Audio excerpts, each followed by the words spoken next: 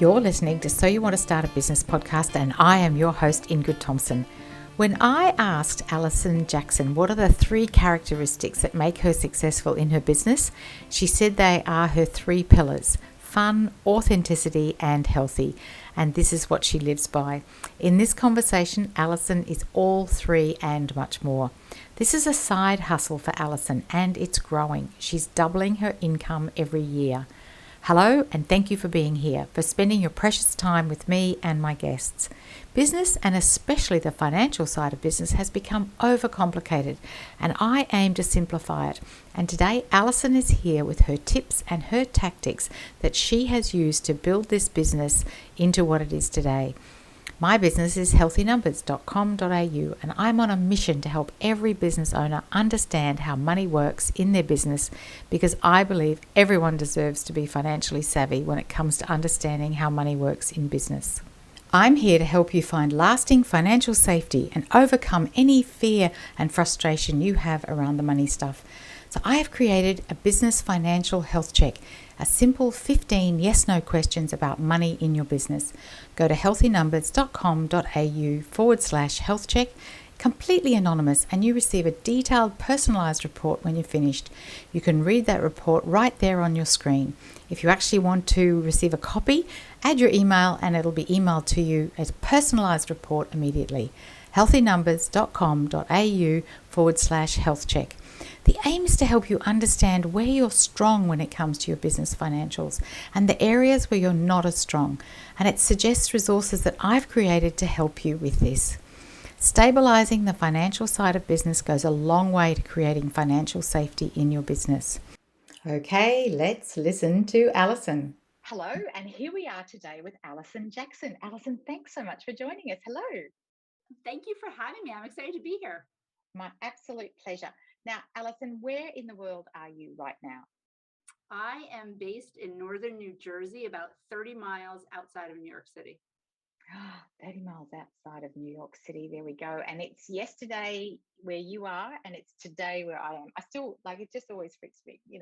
It's just fabulous. But thank you for being here in the evening.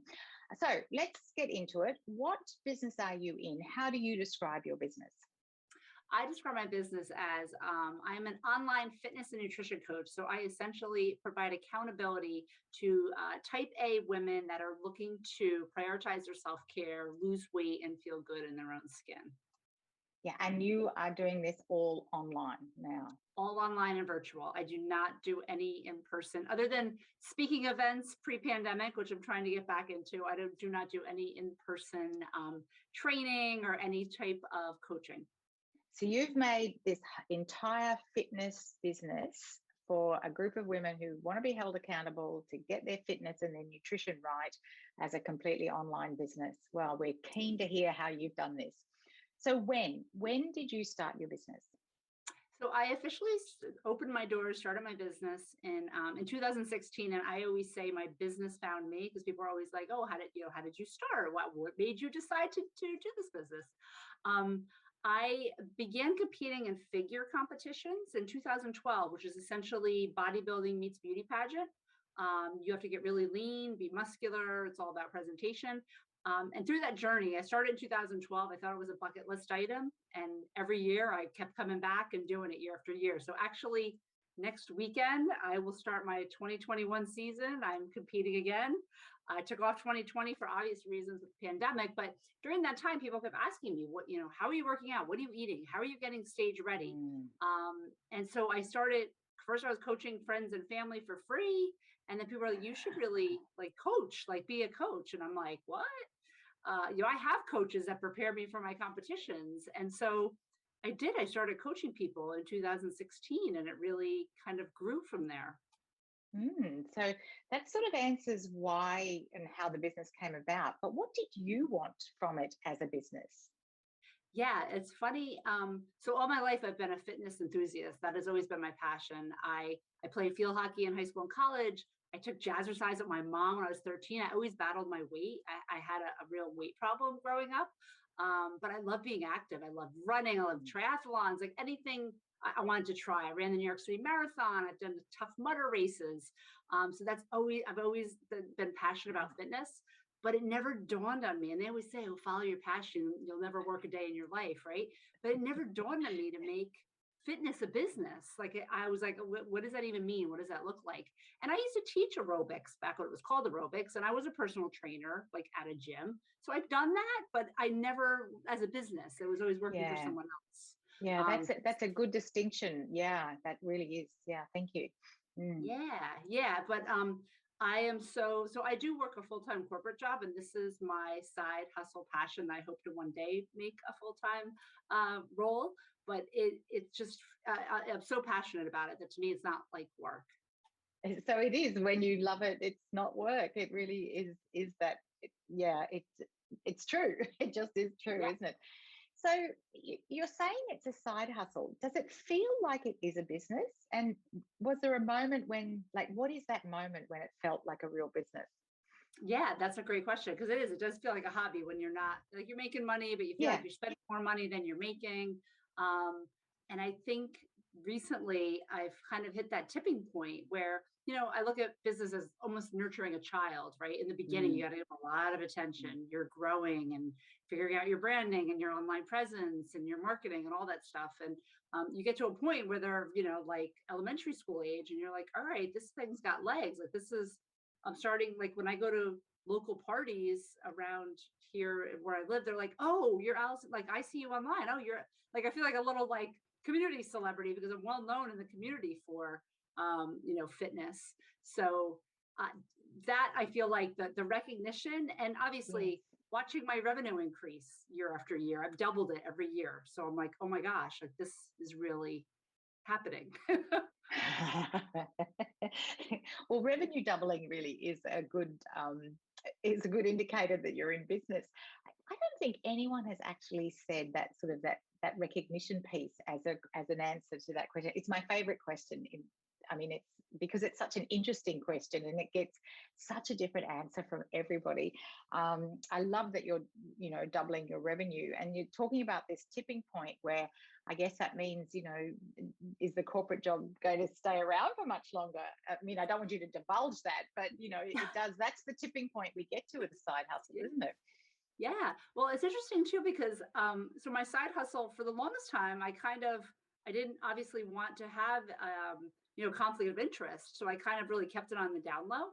Mm, But the company I work for, which is a big four company, has embraced what I do so much, especially during the pandemic, that probably I do speaking and, different sessions for numerous groups like constantly. Like I think they're the bulk of where a lot of my work comes from, and I'm able to test out different topics and talks and see what's resonating with people because they are my target, like corporate yeah, women, yeah. professional women, working women. That's my target audience. So I've been very, very blessed and thankful that I do have a very supportive organization. Yeah, and that conflict of interest isn't there. So in fact, in this last, 12, 18 months has certainly called on all of anything to do with well-being to really come into the fore, hasn't it? Yes. So, Alison, you mentioned that you started out with friends and family for free, which is a good way to start. It sort of tests the market a bit. They're good to experiment on, aren't they? But like, where did customers come from? You said that people asked you at shows, at the competitions, at the pageant. Is that what it was called? A pageant? Figure competition. Competition. Yes. Oh yes, beauty pageant meets fitness and Yeah. body. So people ask you, but have you ever, like in the early days, is that the only way you got customers, or did you try other things? So what's really interesting, and I know a lot of people that maybe are dipping their toe into the entrepreneurial waters or starting their own business. The biggest fear is kind of hanging out your sign, like, Mm, "Hi, I am open for business, and this is what I do, and who I'm looking to help." And I know for me, it was like I was like, so afraid. Like I was like, "What's going to happen? People are going to be like, you get a touch of that imposter syndrome. Like, can I do this? Is this?" And what's funny is I posted on Facebook, like, "Hey, I'm coaching people. If this is you, you need help here." And I immediately got like 5 people, and it was everyone from past high school friends, mm, college friends, past coworkers. Um, you'd be surprised people that reach out and need the kind of help that you're mm. offering. Yeah, it's such a good point, isn't it? That to just put it there and say, but there is that fear of hanging out the sign. I remember, and I know this is your interview, but I'm going to talk about myself for a moment. I remember in the early days, the first business that I tried to run in my as an adult was I sold sleepwear at a market. So I used to make these absolutely beautiful cotton things, night dresses, and I used to sell them at the markets. And I remember one day somebody that I knew really well coming to the markets, and they were standing there and they saw me, and I just had that moment of, I've been caught out. Not, and they were there because they knew I was going to be there, but I felt caught out instead of, it was the strangest feeling. It was that sort of, yeah, I didn't really want to put my sign out. I was sort of sneaking around going to the markets and only telling these people and these people. And he was this complete person that I didn't know knew. And they were so pleased for me. But it really is that, it's a funny thing in our heads, isn't it? Yeah, you feel very vulnerable. Like you Yes. feel like you're Yes. wondering, like, are people judging me? Like, Yes. who does she think she is? Right. But Yeah. meanwhile, people really want to support you so Yeah. much more than Yeah. you realize. Yeah, absolutely. And yeah, vulnerable is the word. I don't know that we were using it back then. It certainly has become part of our vernacular now, isn't it? So today, new customers, because you've got a big business now, it's an international, it's online. How do you attract new customers? Because that is the thing that people, particularly in fitness and well-being, how do we get new customers? So I definitely find that I get a lot of my customers from speaking engagements and Mm, just the network, like building out your network and showing up on social media, providing value, like providing education, providing tips. So every week I go live and I do Fit Tip Friday, I do Fitness Myth Busting Wednesday. And I try to address the questions that I'm hearing from people, that people are asking me. And that's where I find that you get the engagement, you get people, really kind of want to know more. Um, it's really, it's funny. I feel like you hear it all the time, but it's really relationships. It's really building those one-on-one relationships and not the cold emailing and not the cold DMs and not yeah. reaching out randomly. It's just organically building those relationships. And here, a perfect example is I'm on LinkedIn, so my presence is on LinkedIn, Facebook, Instagram. Those are like the three that I really try to focus on because you just can't be everywhere. Um, I reached out to someone on LinkedIn who I had worked with. I was like, oh my gosh, congratulations on the promotion. It looks like you're doing great. I hope you're doing well. She wrote back to me and said, oh my God, I love your videos. I need your help. I was like, okay. I didn't even know you were watching my videos. Yes, I didn't think anybody watched my videos. As a fellow podcaster, Allison, you do sometimes wonder, is anyone actually listening out there? Yes, I 100%. mean, you see the numbers on the graphs, but you don't really know if anyone's listening. So at this moment, Allison, could you just tell us where you are on LinkedIn, Facebook, Instagram, and then your podcast? Your podcast is Fit to Lead, which is Yes. terrific. And how do we find you on Facebook and Instagram? Sure. So on Facebook and Instagram, I'm at Allison Jackson Fitness. I'm also at Allison Jackson Fitness on LinkedIn. And then you can connect with me personally on all of those as well at Allison Goszka, Gosz as in zebra, Ka, Jackson. That is my maiden name. I'm a nice Polish girl. So you could connect with me. I'm on all of those. And I also have a private Facebook group called Corporate Women Getting Fit. We don't have to be friends. You can join. I do share a lot of my competition updates, my progress pictures, my weight, my body fat, everything. I give all the dirty details in there. And it's a great community of supportive men and women. I know it's targeted at women, but there are a lot of guys in there that looking for the same thing, how to prioritize their self-care and lose weight. Yeah. And I love that you incorporate nutrition as well as, it's not just about, you know, pounding the pavement or pushing the weights and that sort of thing. It's actually, being nutritious so that you're actually really well. I love feeling good, and I know how important it is to just be fit and to be healthy. Okay, so we've got all of those. We'll put those in the show notes as well. So the private Facebook group is Corporate Women Getting Fit, if you want to join that one. And LinkedIn is a great place to find Allison. I'm a LinkedIn fan as well. All right, so we talked about money. You've talked about doubling your revenue every year since this started. And that's 5-6 years ago that you started being financial. Financial viability and pricing. Most people go, oh, it's the money side. I'm not really quite sure what to do. It's not my part of my brain. Financial viability and pricing. How do you think about it? How did you approach it? How did you go from being free to charging? Can you walk us Yeah. through some of that, please? Sure. So I did, start out free. I did some bartering when I first began. Like a friend helped me get my Instagram presence. I helped him lose 20 pounds. So there was some bartering going on as well. But I really looked at, so like I said, I had coaches for my competition. So I kind of looked at, what are they charging? What's the support they're giving? I tried to look at competitors, ask around what people are charging to really evaluate what was what did my offering look like compared to theirs, and pricing. So that's how I started out. And then I gradually kept increasing those prices, especially when I would max out on clients. I would be like, I can't take on anymore. So it's like, that's when you know to increase your prices and or get help. Um, so that's one tactic. Another is to evaluate how many hours, like put a price on your hours. Like what is the value of someone spending an hour with you? So say it's $200, say it's 175 hours. All right, how much time are you spending coaching that person and the things that you have to do? Really kind of equating hours with dollars and then getting a number from there. So those are the kind of the two ways that I approach pricing. Yeah, and you've got a very limited number of hours because you have a full-time, like you have a corporate job, full-time Yeah, or part-time? yeah, full-time corporate Full-time. job. Yeah, so I love what you said there about you looked at your own coaches and what were they charging and what value were they providing. And so you're really clear about the value you provide to the people that are working with you and then what you charge. And you work one-on-one and you have groups. So you've been able to have both sides of that in terms of the pricing. Terrific. Thank you for that. So funding the early days, I'm guessing it was you and the internet.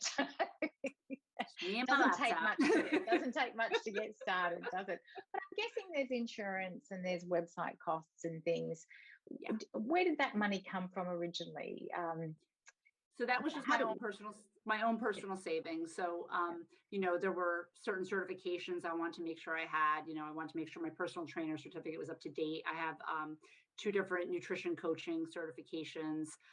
During the pandemic, I actually pursued my yoga teacher certification because I really wanted the mind, body, and spirit. So, there's those startup costs. Then there, like you said, there's the internet.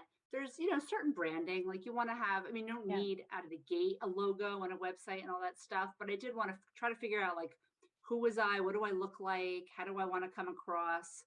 That to me was important. So there were some costs involved there. And again, it wasn't all like one felt swoop. I just gradually built and started. I eventually got, I got t-shirts and then I wrote a book. So I had that was another, in addition to kind of credibility building, it was a bucket list item. It was something I always wanted to do. And it's helpful because it basically takes my 8-week coaching and it's in a book. So it's like, if you can't afford to coach with me, that's the next best thing. It is. It's great. And tell us the name of that book right now so that it'll be in the show notes, but yeah. It is Flab to Fab in 8 weeks. The Busy Mom's it. Guide to Getting Lean and Eating Healthy. Flab to Fab. Yeah, indeed. I was talking to somebody whose child is 5 years old, and she said, it's a bit, I can't keep calling it baby fat, can I? There's a point where you have to admit that it's not baby fat anymore. No, it's like toddler. Okay. Reflection. And Allison, because you are the sort of person you are, I'm imagining that, there probably are things you would like to have done differently. And we learn from the lessons and we can't wind things back. But if you had a magic wand, what might you have done differently? I think I would have not been so afraid and gun shy, and tried to be less vulnerable, right? And just put it out there and not really care what people thought. I think I was very concerned with like, what is my coach going to think? Like, am I competing against them? And what are my friends and family think? I wish I'd started sooner, and I wish I'd been bolder. Yeah, a lot of people say they wish it started sooner, and I love that, to not be so concerned about what other people think. If somebody could have told you something, is there something you wish you would have liked to have known from the start? Because that's a slightly different question. Yeah. Um, Definitely investing in yourself in terms of mentors, coaches, courses. I've spent a lot of money on different courses, just knowing what you want to get out of a business coach, a certain course. A lot of times, and I'm definitely guilty of this, you throw money at it thinking that'll fix the problem. I'm just going to take this course. It's going to solve everything. It's going to give me the missing link or the magic tool or whatever it is.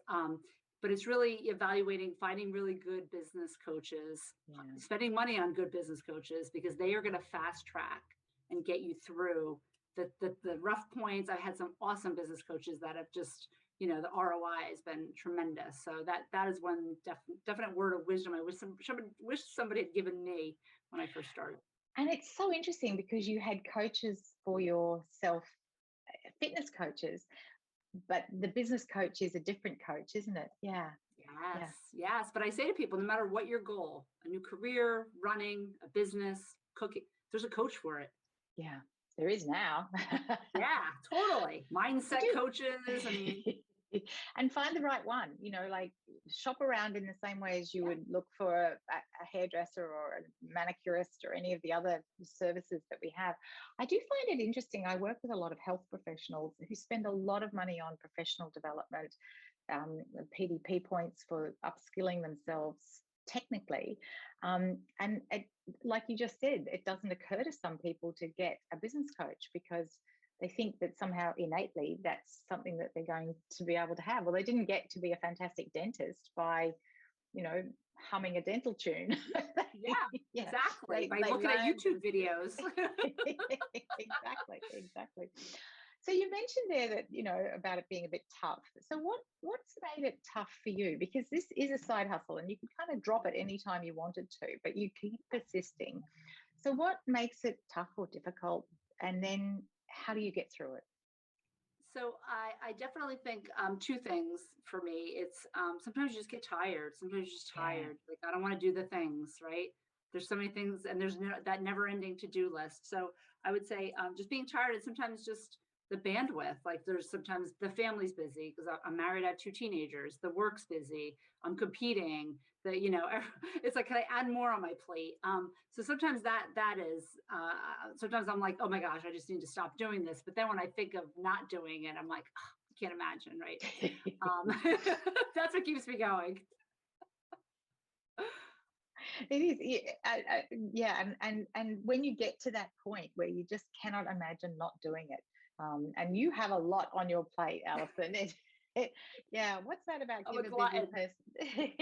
Do you need much sleep? I have a lot of difficulty sleeping. So people are going to cringe when they hear I go to bed. I try to go to bed by 9:30, but I am up, no alarm clock, weekends, weekdays, vacation between 4:15 and 4:30. Like, it just is automatic. Yeah. I cannot fall back to sleep once I wake up. Yeah, I'm a bit the same. It's interesting though, because there is this theory about the sleep before midnight. So if you're 9:30, you're getting that's 2.5 really good hours sleep before midnight, and then that next hour. So that's you're still getting a good amount of sleep. Good. It's just skewed a way that most people don't do. Yeah. But you're still getting a good sleep. I know. I would love to just even to 5:30. I know most people would be like 5:30 is not sleeping in, but I was like, God, if I could make it to 5:30. If you could make it to 5:30. So we can't do it all ourselves. Asking for help, and you've talked about getting help from coaches, and this never-ending to-do list. Who else have you asked for help? Like, do you get help? You mentioned, doing a contra or, with the Instagram, but how do you get help to do all the things that you have to do? I do get help. Through one of my business coaches, they were like, you need to outsource things that are not in your zone of genius, right? So if somebody else could do it, somebody can't present for me, somebody can't coach for me, but people could do social media for me. They could help me with my newsletter. They could help me with marketing. So I enlisted probably about 3 years ago, a virtual assistant who is now evolved into my business manager. And she is like, I said, I'm like, I would be able to run my business without her. She does all the things, right? She helps me my podcast. She makes updates to my webcast. She coordinates. She does the things that I don't need to physically do. And as well as it's nice to just bounce stuff off of her. So, we Yeah. meet every week. She keeps me sane. She, helps me focus. She almost is like an accountability buddy because she helps me focus. Because a lot of times I'm Yeah. like, you get shiny new object syndrome, and Oh, yeah. she just, you know how that goes. All these new ideas. It's like, no, let's just, make what we have better. Make what we have better. That's a good one. Yes. It's um, because you said that you have a household and teenagers and a job. Are there other things that you've outsourced in that sphere as well? Because I think sometimes we look at women who are doing it all, and I can think of one person in particular who I think has 4 or 5 children, and she makes it look like she's got about 10 people doing all the things for her. So, are you happy to tell us what else you have? I'm always happy. I said I don't care if I'm living on food stamps. I will always have a cleaning lady. I've had a cleaning lady since I've been married. I cleaned our house once when I got married. I was like, I will never do this again. I'm not spending my valuable free time cleaning a house. So Yeah. definitely a house cleaner is on the top of my list. I have a super supportive, contributing husband who cooks. He does our yard work. So that is a huge, huge help for me. I meal prep, he cooks. And then I am a huge fan of all things online shopping. So I order my groceries. I don't go to the grocery store anymore. Just think of the time you spend getting in the car, going the shop, like pay the $12.95 and get that stuff delivered to your house. Like it's well worth its weight in gold. Yeah, it does make sense a lot. I had a Pilates instructor a long time ago, and she wanted to be a Pilates teacher, and she paid the girl next door, I don't know, $10 an hour to come be with her children at 6 o'clock in the morning for 2 hours. So, but they were pretty much asleep the whole time, and she went home and got them up and got them breakfast, but just to have someone in the house. And she said that $20 was absolutely worth it because it meant she could become the Pilates instructor that she wanted to become. So there's clever ways of making it work. So yeah, I'm with you with the cleaner. Absolutely. Ah, dear. Now you've talked about coaches and mentoring. Is that where you get feedback from, or where else do you get feedback from? So I do have all my clients fill out kind of a survey when they're done with my coaching services, but I regularly ask my group, my corporate women getting fit group for feedback. I'll test stuff on them. I'll ask them their opinions on stuff. I try to regularly do market research. So I'll, again, put out to my group or my Facebook community, like, hey, can I grab 15 minutes? I just want to bounce some ideas off of you. And it could be products, coaching services, what I do, how I do it. Workshops. So I'm always looking for feedback because I think that's going to help you provide your clients what they want and need, not what you think they want and need. Yeah, it's so true. Getting that, just really, and that changes over time, and has changed a lot in the last year or two, just what people need at different times. And here's a fun tip that I actually ended up getting clients by doing market research. So you spend 15 minutes on the phone with somebody and they are like, oh, I think I really need your coaching. And I'm like, okay, this wasn't a sales call. I just wanted to gather information from you. But so, that's an idea. If you are, either starting a business, in business, do the market research. You'd be surprised that you might end up with some clients. And the market research really gives you insight into that true value that you will be providing, because it's what someone is actually truly looking for. So yeah, makes a huge difference. 3 characteristics that have made you successful, Allison. I think we're listening and we could probably list them ourselves, but you tell us what you think makes you successful. All right. Well, I'll give you my 3. They're kind of like my 3 pillars Beautiful. of values or whatever that I kind of always, so it's 3: fun, authentic, and healthy. So those are what I try to live by in life and my business. And when they go askew, it's like, all right, something needs to change. Something needs to change indeed. And you are fun. And I have to say, Allison and I almost couldn't get started because we had this joke before we got started, and we almost couldn't contain ourselves to bring ourselves back to have a conversation. Allison, this has been delightful. And, I think if anyone is a type A, and I'm sure you could help women who aren't type A. What is a type A? What do you call a type A woman? I'm a recovering type A perfectionist. You do everything and you do it perfectly, right? Always have the checklist. You have time, deadlines. Yeah, it's crazy town. Yeah. And that is actually very difficult for business, because business doesn't go to a checklist, does it? It does not. It's very fluid. It's very fluid.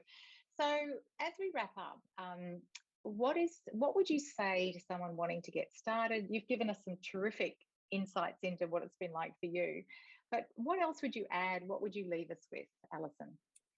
I would say just trust in yourself and just rip off the Band-Aid, because I know people think about it and it's like, oh, I could do it. Maybe I'll do it. Maybe I'll try it. Just do it. You'll be very surprised how successful you could be. Yeah, that's just lovely. Rip off the Band-Aid. Fabulous. Thank you so much, Allison. Thank you. Thank you so much, Allison. And yes, trust in yourself and rip off the Band-Aid. You will be surprised just how successful you can be. I love the way she said that. So some of my personal highlights from this conversation: when did Allison feel like the business was real? When people recognized her locally. No one's ever said that one before. She gives some sound wisdom about how to find the right coach and why it's so important. The right business coach is going to fast track you and get you through the rough points. As she says, no matter what your goal is, there is a coach who can help you. Go find them. And Allison did go from being free and not charging to her family when she got started, and then she went into being able to charge what she was worth. So she talked about bartering, she talked about comparing herself to other coaches, the coaches she had, and the value that they were giving her, and what did her offer look like compared to theirs. And then she talked about evaluating your time and putting a price on your hours. What's your standout from Allison today? As you know, my mission is to help small business owners find their lasting financial safety. So go take that financial health check, healthynumbers.com.au/health check. And you know my book, So You Want to Start a Business, is available wherever you buy your books, your independent bookstore or online. So when we pursue business and entrepreneurship based on core values and deepest integrity, and at the same time build a financially successful business, we live richer, fuller lives. And I think Allison Jackson today has really helped us with some of the ways that we can really build our side hustles into a financially viable and successful business. As I always ask, what action are you inspired to take today? Till the next time, thank you for listening.